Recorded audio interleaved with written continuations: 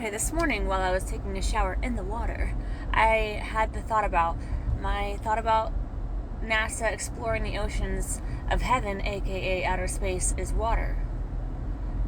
From Genesis, literally like Genesis, the second verse of Genesis. You know what I mean? Or whichever verse. Go up there, look it up, and correct me. I don't care. Anyway, I was thinking everything was made of water from the very beginning, right? From the very beginning, God looked at the water and he was like, let me create heavens and earth, right? Let me make the space in between called sky. So we have water of heavens and the water of earth. Anyway, and then I was thinking about how so many times in the Bible God references like he is the living water. Living water. You know what I mean? Like how he's like, drink from living water. Be of the living water. And we, as humans, aren't we like 90% water? Am I onto something here?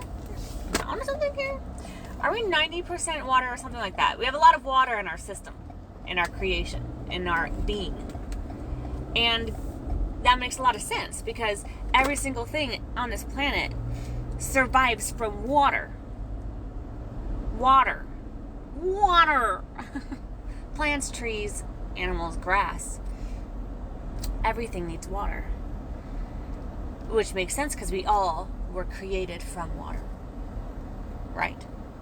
We were created from God, who created everything starting from water, and he is the living water, which is why he tells us to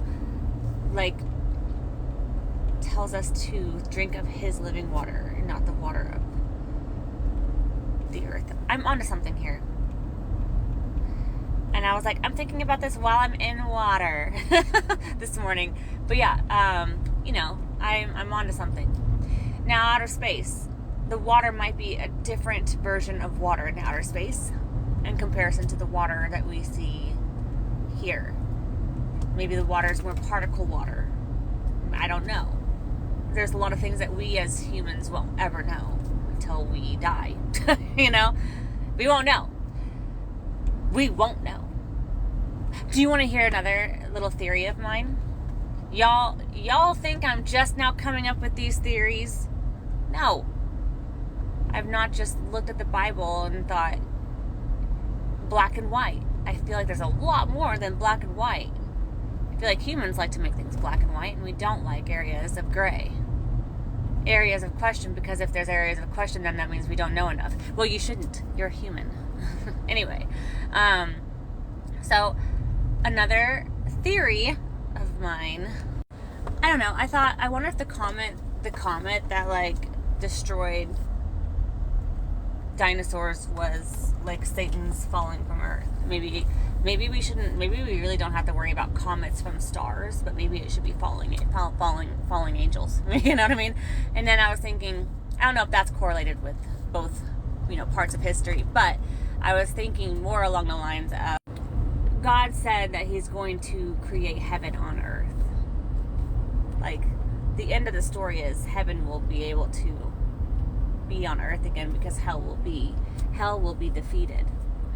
I have a theory that when we die, if we don't atone to God and atone to the way God tells us to live, which is not perfect, he tells us it's the heart of the intentions behind everything we do that mattered more. Do I even have work today? I'm telling you what. If no one told me we don't have work today, I'm going to be annoyed that I got ready for work today. I'm going to have to send a message to my boss. Anyways, I feel like hell is actually here on earth. It's where the devil has reign. It's where he has control. It's his domain. I legitimately don't think there's work today. I legitimately asked. Monday. And the answer is yes. And there's nobody here Monday morning.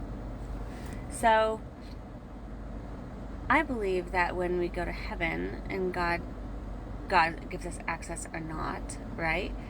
I believe that if we don't receive access, we have to start all over again here on earth, because earth essentially became the place of sin. No matter how many times God tried to create his heaven on earth, the devil was always ruining it, right? He tried to start over. The devil's still here. Still here. I feel like we're given chances to try again and try again. And is that not hell if you are not able to develop and grow? And I feel like also that there could be an opportunity for angels to accept assignments, to come back to earth with an assignment that I don't think we ever really fully remember our assignment, but I do believe angels have a choice to come back and live on earth to fulfill some sort of an assignment. And I believe that there's hidden angels all around us, because we could be entertaining angels, But I truly do believe that right now, I believe that when we start over, babies, right? It's a brand new chance to start over. It's a brand new chance to start over. I don't think we just go to this bottomless pit of being tortured forever and ever and ever.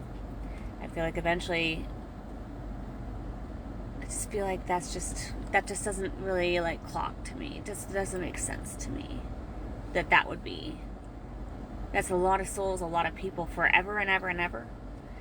But it does clock to me that the most entertaining way, I guess, for demons and the devil to want to torment people is to torment people while they're living and not realizing they're being tormented.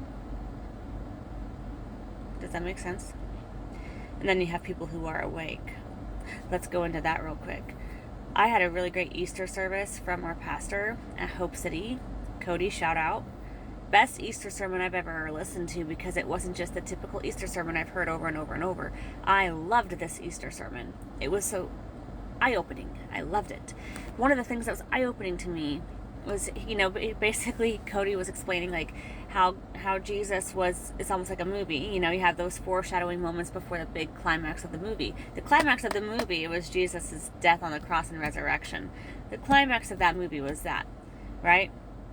And Jesus was foreshadowing by healing the dead, starting with the children, the boy, and then the little girl who was 12 years old. It was too late. She's died.